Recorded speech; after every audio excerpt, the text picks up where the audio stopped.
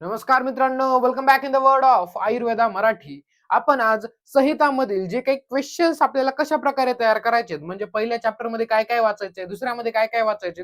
खूप जणांना काय होतं की संहिता वाचताना निबंध वाचल्यासारखं होतं आणि कोणकोणते क्वेश्चन पेपरमध्ये येणार आहे ते कळत नाहीत. आता मी तुमच्या पुढे अशी क्वेश्चनची लिस्ट देणार आहे, म्हणजे तुम्ही जर पहिला चॅप्टर करताय तर त्याच्यासोबत त्या पहिल्या चॅप्टर मधले एवढ्या पॉईंटचा अभ्यास करायला पाहिजे. दुसरा चॅप्टर घेतला त्यामध्ये एवढ्या पॉईंटचा अभ्यास करायला पाहिजे. अशा पद्धतीने तुमच्या पुढे मांडलेलं आहे. ठीक आहे. चरक सूत्रस्थानापासून सुरू करूया. सगळ्यात पहिले मी तुम्हाला वेटेज सांगतो सगळ्या स्थानांचं, ते तुम्ही लगेच नोट करून घ्यायचं आहे. सगळ्यात पहिले आपण पाहूया निदान स्थान. निदान स्थानावरती 4 एमसीक्यू येणार आहेत, 2 एसीक्यू आणि 1 एलक्यू येणार आहे. काय काय म्हटले? 1 एलक्यू, 2 एसीक्यू आणि 4 एमसीक्यू एवढं निदान स्थानाचं वेटेज आहे. त्यानंतर विमान स्थानाचं वेटेज पाहूया. 1 एलक्यू येणार आहे, 2 एसीक्यू येणार आहे आणि त्याचबरोबर 4 एमसीक्यू याच्यातून विचारले जाणार आहेत. म्हणजे विमान स्थानाचं वेटेज बघा, 10 मार्काचा 1 एलक्यू, 5 चे 2 एसीक्यू झाले 20 आणि 4 एमसीक्यू 24 मार्काचा वेटेज होतोय. त्यानंतर इंद्रिय स्थान, जे की खूप जण स्किप करून टाकतात, त्याच्यावरून कसल्याही प्रकारचा एलक्यू येत नाही. त्याच्यावरती 1 एसीक्यू आणि 2 एमसीक्यू विचारले जाणार आहेत. त्यानंतर येतं शारीर स्थान. शारीर स्थानावर काय आहे? 3 एमसीक्यू, 2 एसीक्यू असे आपल्याला टोटल 13 मार्कला आपल्याला शारीर स्थान बघायचं. याच्यावरही एलक्यू येत नाही, कळालं? पण 2 एसीक्यू याच्यावरून येतात. 2 एसीक्यू विमानवरून, 2 एसीक्यू शारीरवरून आणि इंद्रियवरून 1. त्याच्यानंतर येतं सूत्रस्थान. सगळ्यात बळकट आणि सगळ्यात वेटेज असणार सूत्रस्थान. 7 एमसीक्यू येणार आहेत, 2 एसीक्यू, 2 एलक्यू, म्हणजेच 20 मार्काचे एलक्यू. त्याच्यानंतर पुढचे 10 मार्क एसीक्यू 30 आणि त्याचबरोबर 7 एमसीक्यू म्हणजे 37 मार्काचं वेटेज आपल्याला या सूत्रस्थानातून मिळणार आहे अकॉर्डिंग टू ब्ल्यू प्रिंट. पाहूया प्रत्येक चॅप्टर मध्ये कोणत्या गोष्टी कव्हर करायच्या आहेत. तर सगळ्यात पहिले सूत्रस्थान. सूत्रस्थानामधला आपल्या सिलेबसला असलेला पहिला अध्याय चरक सूत्रस्थान 13 स्नेह अध्याय. स्नेहद्रव्य, कोणकोणती स्नेहद्रव्य ते व्यवस्थित करून घ्यायचं आहे. त्याच्यानंतर स्नेह लक्षण, स्नेहाची लक्षण सम्यक, अतिस्निग्ध, अयोग हे तिन्ही लक्षण एसक्यूला विचारले जाऊ शकतात. स्नेह योग्य व्यक्ती हा सुद्धा एसक्यूला प्रश्न येऊ शकतो. त्यानंतर स्नेहाची मात्रा, स्नेह योगी, स्नेह योनी, त्याचबरोबर कोष्ठ आणि स्नेह संबंध. कोष्ठ आणि स्नेह संबंध म्हणजे काय? कोष्ठानुसार आपण स्नेह कशा प्रकारे देतो. त्यानंतर स्नेहपान काल व अनुपान. स्नेहपानाचा काल काय असला पाहिजे, अनुपान काय असलं पाहिजे. आणि चतुर्विंशती प्रविचारणा हा पण एक इम्पॉर्टंट क्वेश्चन आहे, सर्वांनी करून जायचं आहे. 24 ला 24 प्रविचारणा आपल्याला पाठ असायला पाहिजे. ठीक आहे. किंवा मग या सगळ्यांचा मिळून एक एलक्यू येऊ शकतो किंवा मग त्याच्यामधला कोणताही एक एसक्यू पडू शकतो. पहिले 20 म्हणजे 20 पर्यंतचे अध्याय, त्याच्यावरती एक एलक्यू एसक्यू पडणार. 20 ते 30 मधले जे अध्याय त्याच्यावर एक एलक्यू आणि एक एसक्यू पडणार आहे. चतुर्विंशती आयएमपी. त्याच्यानंतर पुढे जाऊया आपण. एलक्यू साठी काय काय इम्पॉर्टंट आहे. स्नेह अध्याय वर्णन करा, डायरेक्टली एलक्यू येऊ शकतो. चतुर्विध स्नेह कोणकोणते? सर्पी, वशा, मज्जा हे सगळे काय तुम्हाला एक चतुर्विध स्नेह सांगा म्हणून एलक्यू येऊ शकतो. स्नेहपान विधी सांगा म्हणून सुद्धा तुम्हाला एलक्यू येऊ शकतो. आणि चतुर्विध स्नेह हे तुम्हाला एलक्यूला पण येऊ शकतं. त्यानंतर चरक सूत्रस्थान 14 येऊया स्वेद अध्यायाकडे. स्वेद अध्यायामध्ये स्वेद अध्याय वर्णन करा हा डायरेक्टली एलक्यू येऊ शकतो. सहा स्वेद वर्णन करा, त्यामध्ये 13 सहा स्वेद आपल्या वर्णन करायचे, एलक्यू सुद्धा यावरती येऊ शकतो. त्यानंतर स्वेद लक्षण आपल्याला सम्यक, अतियोग, त्याचबरोबर अयोग ही लक्षणे एक्सप्लेन करा म्हणून सांगितलं जातं. स्वेदन, स्वेदन महत्व, निराग्नी स्वेद आहे 10, याचा श्लोक पण पाठ करायचा, इम्पॉर्टंट आहे, एसक्यू साठी विचारलं जाऊ शकतं. स्वेदनाचं महत्व वर्णन करा किंवा स्वेदनाचे लाभ सांगा म्हणून येऊ शकतं.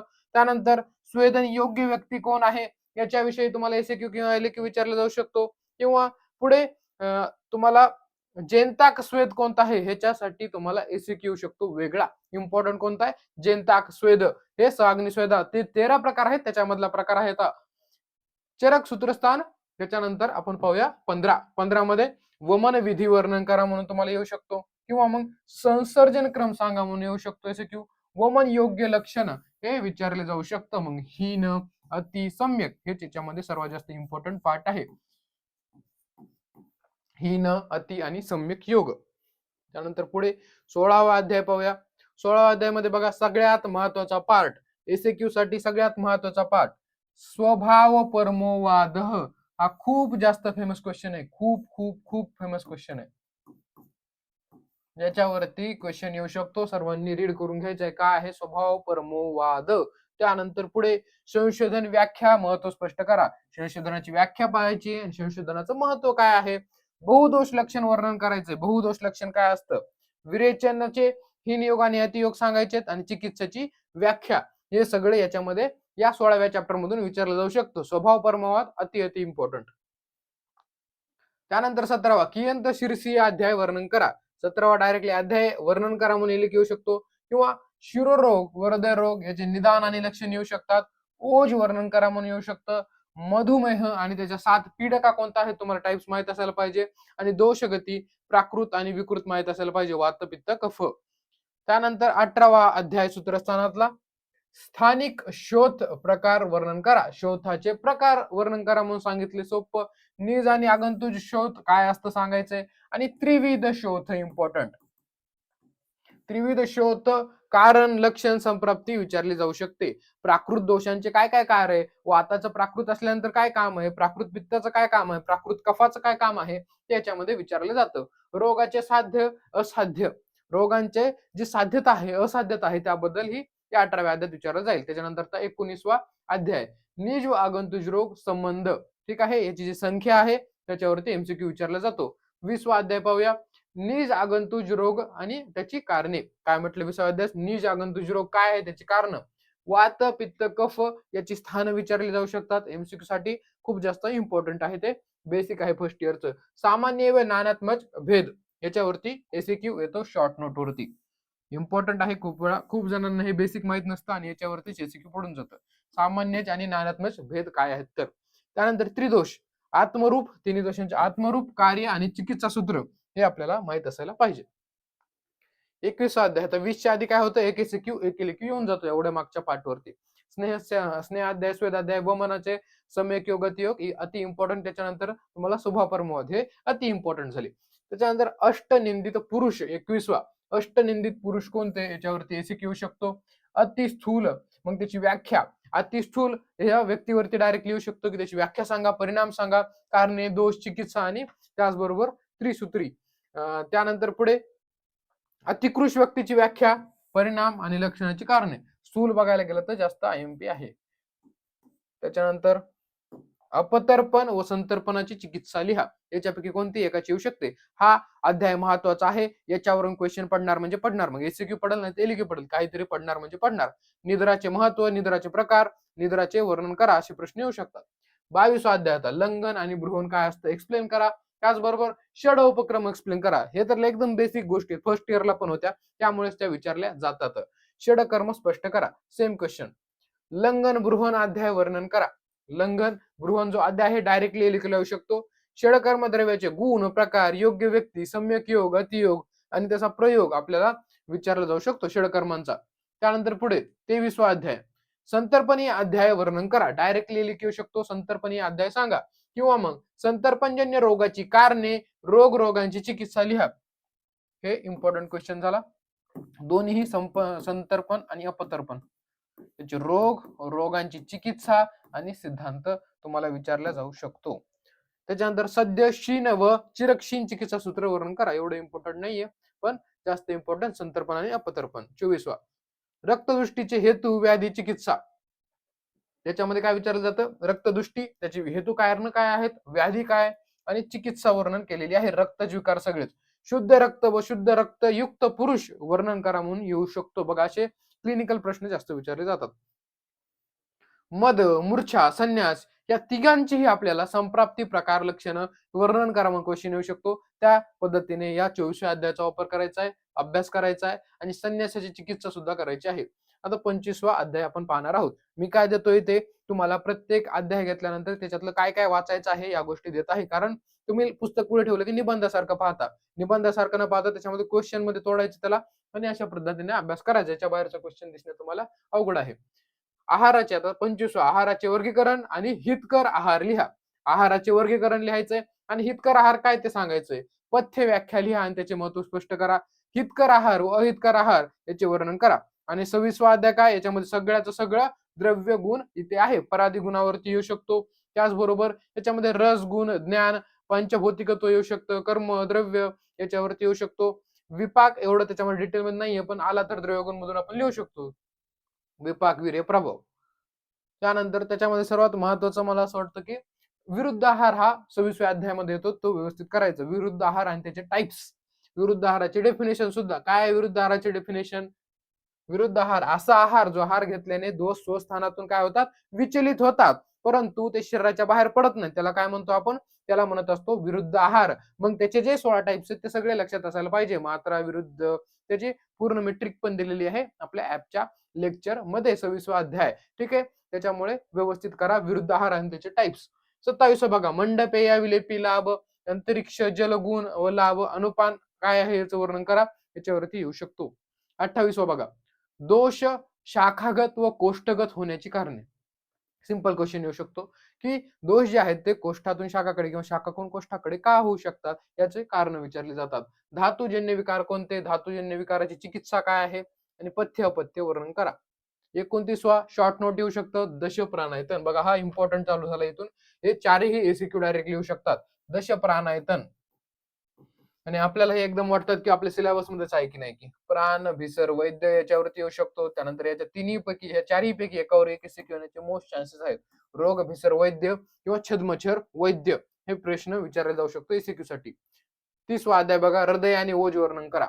सिंपल. सूत्रस्थानाचे महत्व स्पष्ट करा. हा एकदम सोपा प्रश्न टाकायचा, तर असं टाकू शकतात.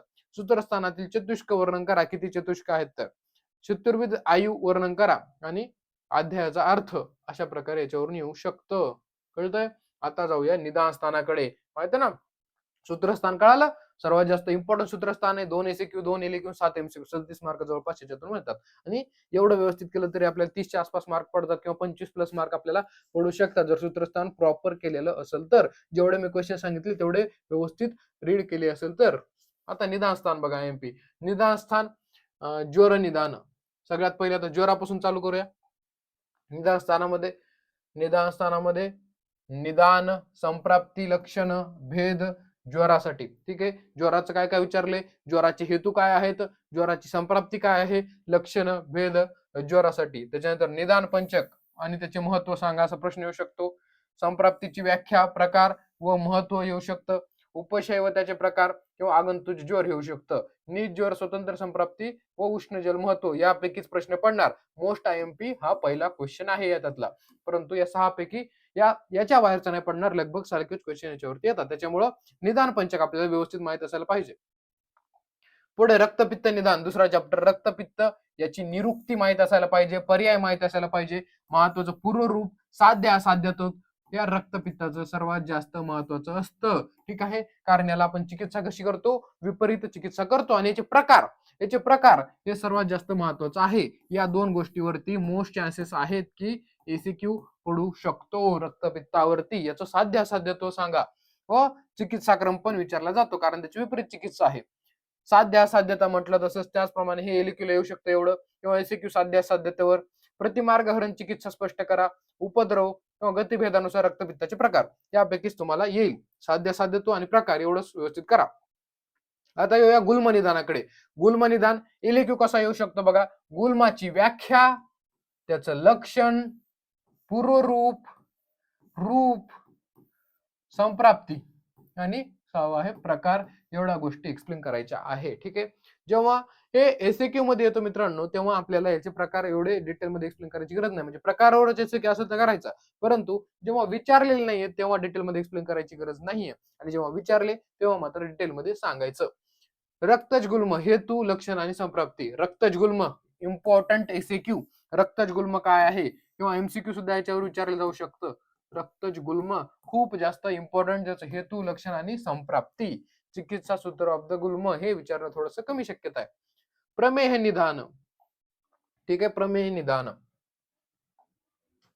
प्रमेय निदान याच्यामध्ये काय, प्रमेहाची एलक्यू कसं येणार बघा. याच्यावरती एक एलक्यू फिक्सच आहे ना, मग या कोणत्यावर एकावर येऊ शकतो अशा प्रकारची व्याख्या, दोष दृश्य, भेद, निदान पंचक, संप्राप्ती आणि पूर्वरूप या गोष्टी याच्या विचारल्या गेल्या जाऊ शकतात. ठीक आहे, पुढे जाऊया. पुढे पाहायला गेलं विकार, विध्यात भाव, अभाव व प्रमोह. विकार, विघात भाव हे याच्यावरती इम्पॉर्टंट एसीक्यू बनून जातो. आणि वायवासाठी पण विचारलं जातं. विकार, विघात, भाव. ठीक आहे, एकदा व्यवस्थित वाचून घ्या या प्रमेय निदानामधून. प्रमेयाचे प्रकार व त्याचे लक्षण. प्रमेयाचे प्रकार व्यवस्थित करा. एकदम सोपा प्रश्न बनून जातो. प्रमेयाचे कफज काय प्रकार आहेत, पित्त जे आहेत, वात जे आहेत, ते निश्चय व्यवस्थित करून जायचे. ठीक आहे, कारण एकदम सोपे आहेत. ते तुम्हाला पाठच करावे लागतील, भविष्यात पण कामाला येतील. त्याच्यानंतर प्रमेय राजेशमाच पूर्वरूप. कुष्ठ निदान. कुष्ठ निदानावरती येऊ शकतो. कुष्ठाचं निदान हे लेखी यायचं असल्यावरती असं येईल. कुष्ठाचं निदान. सप्तको द्रव्य संग्रह म्हणजे पूर्ण दुष्य लिहायचे त्याच्यामध्ये. वात पित्त कफ आणि त्याच्यानंतर 4 दुष्य लिहायचे. दोषानुसार भेद लक्षणे पूर्वरूप साध्य साध्यत्व या कुष्ठाचं लिहायचंय. कुष्ठाचे प्रकार वर्णन केले जाऊ शकतात. प्रमेयाचे प्रकार करायचे, कुष्ठाचे प्रकार करायचे आहेत. शोथ निदान. शोथ निदान राजेशमा. शोथ निदान राजेशमाचे निदान पूर्वरूप रूप संप्राप्ती साध्य साध्यत्व हे सगळ्यांचे निदान पंचकता आपल्याला यायलाच पाहिजे. संप्राप्ती हे 8ला 8 जे व्याधी आहेत त्याची व्यवस्थित एका पेजवर लिहून रीड करत जायचं. चतुर्विध हेतू विचारले यांचे स्वतःचे. त्याच्यानंतर चतुर्विध हेतू आहेत ना त्याचे, साह संधारण त्या प्रकारचे. त्याच्यानंतर एकादश राजेशमाचे रूप लिहायला सांगितलेत. अण्णा आता उन्माद निदान पुढचा चॅप्टर आहे. उन्माद निदान. उन्मादाची व्याख्या व अष्ट विभ्रम निदान. उन्मादाची व्याख्या आणि अष्ट विभ्रम निदान याचे 8 विभ्रम निदान आपलं 8 विभ्रम विचारले जाऊ शकतात. संख्या संप्राप्ती हे चिकित्सा सूत्र. हिंसा रती अभ्यचर उन्माद स्पष्ट करा. संप्राप्ती व पूर्वरूप उन्माद हे येऊ शकतो. त्याच्यानंतर दोषण उन्माद व भूतोन उन्माद स्पष्ट करा असंही विचारले जाऊ शकतं. पहिला जो क्वेश्चन आहे तो अति इम्पॉर्टंट. त्याच्यानंतर अपस्मार निदान मध्ये अपस्माराची व्याख्या, निदान संप्राप्ती पूर्वरूप चिकित्सा आणि सूत्र याच्यावरती लेखी विचारलं जाऊ शकतं. अपस्माराचे भेद एसीक्यू, व्याधी संकर आणि निदान अर्थकार रोग याच्यावरती क्वेश्चन खूप वेळा विचारला गेलेला पाहायला मिळतो. निदान अर्थकार रोग व्यवस्थित करायचंय. अशा प्रकारे इथं निदान स्थान आणि सूत्रस्थान आपण संपवलेलं आहे. पुढे जाऊया विमानस्थान. विमानस्थानावरती काय 2 एसीक्यू 1 एलक्यू विचारला जातो. पाहूया. पहिलं रसविमान. रसविमान चॅप्टर इम्पॉर्टंट आहे. प्रकृती समवेत सिद्धांत एसीक्यूला विचारला जातो. प्रकृती समवेत सिद्धांत वाचायचा. चतुर्विध प्रभाव वाचायचे. त्याच्यानंतर आहार विधी विशेष आयतन आणि आहार विधी स्वरूप. हे आहार विधी विशेष आयतन खूप जास्त महत्वाचं आहे. खूप वेळा एलक्यूला विचारला गेलेला आहे. आहार विधी विशेष आयतन. त्यानंतर पुढचा अध्याय आहे त्रिविध कुक्षीय विमान. याच्यामध्ये काय काय विचारलं जातं. आमदोष लक्षणे आणि त्याची चिकित्सा एलक्यू येऊ शकते. कुक्षीचे जे 3 भाग आहेत ते एसीक्यूला विचारले जाऊ शकतात. पुढे इम्पॉर्टंट ह्याच्यामध्ये जनपद ध्वंसनी अध्याय. जनपद ध्वंस मध्ये हे जे विमान आहे विमानस्थानातलं त्याच्यामध्ये जनपद ध्वंस भाव हा खूप जास्त इम्पॉर्टंट आहे. तेच खूप वेळा विचारले जातात. त्याची चिकित्सा किंवा त्रिविध अपतर्पण विचारलं जाऊ शकतं. हा क्वेश्चन याच्यामध्ये इम्पॉर्टंट आहे. जनपद ध्वंस भाव. त्याच्यानंतर पुढे त्रिविध रोग विशेष विज्ञानीय विमान. चौथा विमानाध्याय विमानस्थानामधला रोग विशेष ज्ञानाची 3 लक्षणे किंवा 3 साधने. ठीक आहे, रोग विशेष ज्ञानाची 3 साधने हे इम्पॉर्टंट क्वेश्चन देत आहे कशामधले विमानस्थानामधले. त्याच्यानंतर स्त्रोत विमान अध्याय याच्यामधलं इम्पॉर्टंट काय आहे. स्रोतदृष्टीची सामान्य कारणे व लक्षणे. फर्स्ट इयरला स्रोतसांची जी श्लोक पाठ केलेली होती ती करायची. त्याचबरोबर स्रोतदृष्टीची श्लोक पाठ करायचे आहेत. खूप जास्त महत्वाचं आहे. सर्व स्रोतसांचे आपल्याला श्लोक पाठ असायला हवे. स्रोतस मूल त्याचं स्थान व पुष्टी कारणे लिहा. हे 13 स्रोतस आहेत. एलक्यूला डायरेक्टली विचारलं जातं आणि पेपर मध्ये विचारलं जातं. त्याच्यामुळे व्यवस्थित करायचं आहे. स्रोतसांचे श्लोक ज्यांना पाठ आहेत ती अति उत्तम होणार आहे. 6वा अध्याय पाहूया. 6व्या अध्यायातून काय काय विचारलं जाणार. रोग समूह भेद एसीक्यू साठी विचारला जातो. त्याचबरोबर वात पित्त कफ शामक उपाय सांगाय तर तुम्ही झोपेत बी लिहू शकता. त्याच्यानंतर पुढे व्याधी रूपीय विमान अध्याय. काय व्याधी रूपीय विमान अध्याय याच्यामध्ये कृमीचे प्रकार डिटेल मध्ये एलक्यू येऊ शकतो. त्याच्यावरती कृमीचा चिकित्सा सूत्र काय आहे, कृमी रोग झाल्यानंतर ते एसीक्यूला विचारलं जाऊ शकतं. त्यानंतर पुढे 8वा विमानस्थानातला रोग भिषकजितीय विमान याच्यामध्ये शास्त्रज्ञान उपाय याच्यावरती आलेला होता प्रिव्हियस इयर क्वेश्चन मध्ये एसीक्यू. सिद्धांत चतुर्विध. सिद्धांत काय काय आहेत हे पण येऊ शकतं. दशविध परीक्षा आणि रोगी परीक्षेसाठी हे सर्व काही क्वेश्चन या अध्यायामधले महत्वाचे आहेत लक्षात ठेवा. 8वा विमानस्थानातला अध्याय, याच्यामधील हे चारही क्वेश्चन खूप जास्त इम्पॉर्टंट आहे, खूप वेळा रिपीट होऊन गेलेले आहेत. आता शारीरिक स्थानावर पाहूया. इथं एलईक्यू आहे का मित्रांनो? नाहीये, सगळे एसएक्यू आहेत. मग कोणकोणते एसएक्यू आपल्याला करायचे ते इम्पॉर्टंट मध्ये पाहूया. बघा, टोटल इथे 2 एसएक्यू आणि 3 एमसीक्यू येणार, म्हणजे 13 मार्काचं वेटेज इथे अकॉर्डिंग टू ब्ल्यू प्रिंट आहे एनसीआयझमची, त्यानुसार दिलेलं आहे. पुढे जाऊया. आयएमपी पॉइंट्स बघा, चॅप्टर 1 शारीरिक स्थानातला, त्याच्यामधला पुरुष, षडधातुज पुरुष, एक धातुज पुरुष, चतुर्विंशतिक पुरुष, राशी पुरुष एसएक्यूला विचारलं जाऊ शकतं. किंवा मनाचे लक्षण, मनाचे गुण, मनाचे विषय, मनाचे कार्य विचारलं जाऊ शकतं. किंवा मग पुरुष लक्षणे, प्राणोपान निमेषाध्याय जो श्लोक आहे ना, तो इथे लिहायचा आहे. त्याच्यानंतर मानस प्रकृती विचारलं जाऊ शकतं. त्याच्यानंतर नेष्ठिकी चिकित्सा, आत्म इंद्रियार्थ, संयोग आणि स्मृती हेतू, हे फर्स्ट चॅप्टरवरून विचारले जाऊ शकतात. दुसऱ्या चॅप्टर मधले इम्पॉर्टंट एसएक्यू पाहायला गेलं, गर्भसंभव कारणे, षोडश धातू, अतिवाहिक पुरुष, त्याचबरोबर देवकार, पुरुषाकार हे विचारले जाऊ शकतं एसएक्यू साठी. चॅप्टर 3 याच्यावरती गर्भवृद्धिकर भाव, सर्वात जास्त महत्वाचा एसएक्यू. गर्भवृद्धिकर भाव खूप वेळा रिपीट झालेला क्वेश्चन आहे. मातृज, पितृज, कोणकोणते भाव आहेत गर्भवृद्धी करणारे? मातृज, पितृज, आत्मज, सात्मज, रसज आणि सत्वज. इथे भाव लिहिले, त्याला डिटेल मध्ये लिहायचं आहे. कोणकोणते? मातृज, पितृज, आत्मज, सात्मज आणि त्याचबरोबर सत्वज आहे आणि रसज आहे. हे गर्भवृद्धिकर भाव आहेत, हे तुम्हाला लक्षात ठेवावे लागतील आणि डिटेल मध्ये वाचावे लागतील. दुसरं, बीज व बीज भाग दृष्टी, हे सुद्धा विचारलं जाऊ शकतं. इम्पॉर्टंट काय? गर्भवृद्धिकर भाव.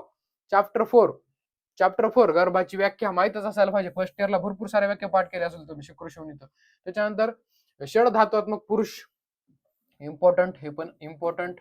फर्स्ट इयरचं बेसिक आहे ना. मानस प्रकृती आहे. गर्भोत्पादकर भाव सर्वात महत्वाचा याच्यामधला, जसं की वरी गर्भवृद्धिकर होता, गर्भोत्पादकर कशामुळे? अबॉर्शन होऊ शकतं, असे सगळे भाव इथे सांगितलेले आहेत. पाचवा चॅप्टर पाहूया. पाचवा चॅप्टर लोक पुरुष सात्म सिद्धांत. लोक पुरुष सात्म सिद्धांत खूप वेळा रिपीट झालेला एसक्यू आहे. सत्यबुद्धी आणि हेत्विक पंच, हेतुवादी पंचक, हे सुद्धा विचारलं जाऊ शकते. परंतु लोक पुरुष सात्म्य जो सिद्धांत आहे खूप वेळा विचारला जाऊ शकतं. म्हणजे काय? जे जे आपल्या शरीरात आहे, जे जे बाहेर आहे, किंवा जे जे बाहेर आहे ते सर्व आपल्या शरीरात आहे, अशा प्रकारचं आहे ते. मग त्याचे कोरिलेट करायचं. चॅप्टर 6 शरीर, शरीराची व्याख्या माहितीच असायला पाहिजे. फर्स्ट इयरचं बेसिक आहे. सामान्य विषय सिद्धांत फर्स्ट इयरचा आहे, विचारला जाऊ शकतो पुन्हा एकदा. शरीर वृद्धिकर भाव, हे सुद्धा इम्पॉर्टंट आहे. हे जे भाव असतात ते पेपरमध्ये येण्याचे चान्सेस. बलवृद्धिकर भाव एका पेजवर मी तर केलं होतं बघा, तुम्हाला पण उपयोगी पडेल ते. एका पेजवरती सर हे भाव जे आहेत ते मी भाव लिहून गेलो होतो, आणि पेपरचे जेव्हा आपल्या पेपर द्यायला जायचे तेव्हा सुद्धा मी ते पेज घेऊन गेलेलो होतो बाहेर. पेपरच्या अर्धा तास आधीपर्यंत मी ते सगळे काही शॉर्ट नोट्स वाचत होतो. म्हणजे त्याच्यामध्ये भाव लिहिलेले होते सगळे. गर्भवृद्धिकर भाव, गर्भोत्पादकर भाव, त्याच्यानंतर बलवृद्धिकर भाव. ते सारखे सारखे वाचलं, कारण याच्यामध्ये कन्फ्युजन होतं. ते सारखे सारखे वाचले आणि पेपरमध्ये सर्व काही त्या चिठ्ठीच्या बाहेरचं मला काही दिसलं नव्हतं. चिठ्ठीमध्ये घेऊन गेलो नव्हतो, चिठ्ठी बाहेरच ठेवून दिलेली होती. त्याच्यानंतर आहार परिणामकर भाव, आहारावर परिणाम करणारे भाव येणार आहेत. हा चॅप्टर इम्पॉर्टंट आहे म्हणून समजून जातो मी. शरीर गुण, शरीराचे गुण कोणते? प्रसादभूत, मलभूत. चॅप्टर 7 मध्ये शरीर संख्या. त्याच्यानंतर रिमेंबर नंबर ऑफ फिगर्स, कशाचे? प्राणायतन किती आहेत, कोष्ठांग किती आहेत, प्रत्यंग किती आहेत, अंजली प्रमाण, त्वचा, अस्थि, स्नायू, शिरा, या सर्वांच्या काउंटिंग लक्षात ठेवायच्यात. एमसीक्यू कव्हर होऊन जातील. चॅप्टर 8 जाती, त्याचबरोबर पुंसवन याची व्याख्या विचारली जाऊ शकते, किंवा पुंसवनाची विधी विचारली जाऊ शकते. पुंसवन विधी वाचलेली असेल तुम्ही. गर्भोत्पादकर भाव पुन्हा एकदा आले बघा, दोन्ही चॅप्टर मध्ये व्यवस्थित करायचं आहे. त्याच्यानंतर सुती कागार, सुती कागार सुद्धा तुम्हाला माहित असेल. कळालं? हे सर्व शारीरिक स्थान. आता येऊया शेवटच्या इंद्रिय स्थानाकडे. इंद्रिय स्थानामधला पहिला चॅप्टर आपण पाहूया, वर्णस्वरीय इंद्रिय. परीक्षा भाव वर्णन करा. परीक्षा भाव वर्णन करा. त्याच्यानंतर वर्णगत अरिष्ट लिहा. वर्णगत अरिष्ट लिहा म्हणजे काय? वर्ण कसा दिसल्यानंतर हा माणूस कन्फर्म स्वर्गवासी होणार हे कळेल, ते भाव. पूर्व रूपेंद्रिय अध्याय, रक्तपित्त, गुल्म, उन्माद, अपस्मार याची पूर्वरूप व्यवस्थित करा. याचे म्हणजे कोणते असे पूर्वरूप जे की अरिष्ट आहेत, म्हणजे ते दिसल्यानंतर माणूस कन्फर्म मारणार आहे, या प्रकारे. त्याच्यानंतर स्वप्न दर्शन अरिष्ट पाहायचंय. त्याच्यानंतर पन्नरूपीय आपल्याला अध्याय पाहायचा आहे इंद्रिय स्थानामधला. याची एकदम महत्वाचा प्रश्न वर्ग आहे. छाया प्रभा, छायाप्रभा. छायाप्रभा हा एवढा महत्वाचा प्रश्न आहे ना मित्रांनो. इंद्रिय स्थान मी पर्सनली सांगू का? आता तुम्ही करायलाच नाही पाहिजे हे. मी जे सांगतो तेवढे करा. परंतु मी पर्सनली इंद्रिय स्थान डायरेक्ट स्किप करून टाकलं होतं माझ्या वेळेला. आणि फक्त छाया आणि प्रभा हाच क्वेश्चन वाचला होता. का बरं? कारण प्रिव्हियस इयरचे क्वेश्चन चाळले त्याच्यामध्ये 10 ते 15 वेळा म्हणजे या क्वेश्चन शिवाय कधी पेपर निघालाच नव्हता अशा प्रकारे 10 ते 15 वेळा रिपीट झालेला क्वेश्चन दिसला. मी इंद्रिय स्थानातलं बाकी काहीच असलं नाही. फक्त हे चॅप्टर मधले छायाप्रभा वाचून गेलो होतो आणि माझं नशीब एवढं भारी की छायाप्रभा तिथे पडलेला होता. त्याच्यामुळे या क्वेश्चनला तुम्ही खूप जास्त सिरियसली घ्या. छायाप्रभा ऑलमोस्ट क्वेश्चन फिक्स असल्यासारखा आहे. छाया अरिष्ट त्याचे आकाशीय महाभूतांच्या छाया, प्रभा त्याचे अरिष्ट त्याचे प्रकार एका पेजवर लिहून जायचं आणि छाया प्रभा याच्यामध्ये काय फरक आहे हे व्यवस्थित करायचा. अति इम्पॉर्टंट क्वेश्चन सांगतो. पूर्ण इंद्रिय स्थानामधला कोणता इम्पॉर्टंट क्वेश्चन असेल तर छाया प्रभा. त्याच्यानंतर 10वा सद्यमरणीय अरिष्ठ. असे कोणते अरिष्ठ आहेत ज्याने आपल्याला कळून जाईल की आता हा जाणारच आहे लवकरच. तृष्णा, वायू, हिक्का त्याचबरोबर रक्त व मन यातील अरिष्ठ. त्याच्यानंतर 11वा अनुज्योतीय इंद्रिय. याच्यामध्ये आपल्याला शीघ्र मारक अरिष्ठ कोणते आहेत? त्याबरोबर मोहसूचक अरिष्ट आणि महामोहसूचक अरिष्ट कोणते आहेत? 12वा अध्याय शेवटचा अध्याय गोमय चूर्णीय अध्याय दूत संबंधी अरिष्ट. त्याच्यानंतर मुमुक्ष लक्षणे मुमूर्ष लक्षणे त्याच्याबरोबर शुभ सूचक लक्षणे एवढे सगळे इंद्रिय स्थान आहे. याच्यावरती मला वाटतं एलक्यू नाहीये. एसीक्यूच्या दृष्टीने अभ्यास करायचा आहे. हे पहिले 2 चॅप्टर जे आहेत ते सर्वात जास्त महत्वाचे आहेत. पहिले 2 कोणते? हे वर्णस्वरी इंद्रिय आणि त्याच्यानंतरचा म्हणता येईल हा छायाप्रभा. हे 2 इंद्रिय स्थानामधले खूप जास्त इम्पॉर्टंट चॅप्टर आहेत. व्हिडिओ मोठा झाला कारण एवढे सारे स्थान आपल्याला कव्हर करायचे होते. काही असं तुम्हाला वेगळं काही प्रश्न असेल तर कमेंट बॉक्समध्ये सांगू शकता. पण भेटूया पुढच्या व्हिडिओमध्ये जे की आपल्या युट्यूबवरती येईल. तोपर्यंत सर्वांना परीक्षेसाठी खूप खूप शुभेच्छा. अभ्यास करत राहा. टेन्शन घेऊ नका. काहीही तुम्हाला स्ट्रेस होत असेल तर कमेंट बॉक्समध्ये सांगा किंवा आम्हाला इंस्टाग्रामला डीएम करा. आम्ही तुम्हाला काय करू? मेसेज करू. परंतु टेन्शन घेऊ नका. आता फ्री होऊन अभ्यास करा. टेन्शन घेतल्याने तुम्हाला तेवढेच मार्क पडणार आहे. तर टेन्शन नाही घेतलं त्याच्यापेक्षा तुम्ही जास्त पाडू शकता. त्यामुळे आता जे काय झालंय मागे अभ्यास किती झालाय, किती नाही झालाय याच्यावरती जास्त फोकस न करता आता उरलेला वेळ किती आपण युटिलाइज करू शकतो याच्यावरती फोकस करा. नाही तर उरलेला वेळ स्ट्रेस घेण्यामध्ये गेला तर पुन्हा आपल्याला पेपर द्यावा लागेल. त्याच्यामुळे आता ते सोडूनच द्या की माझा एवढा अभ्यास झालाय मी फेल होईल. जे होईल ते होईल. परंतु आता आपल्याला उरलेल्या वेळामध्ये आपल्याला वेळ युटिलाइज करायचा एवढं समजा. ठीक आहे. Thank you very much. All the best मित्रांनो.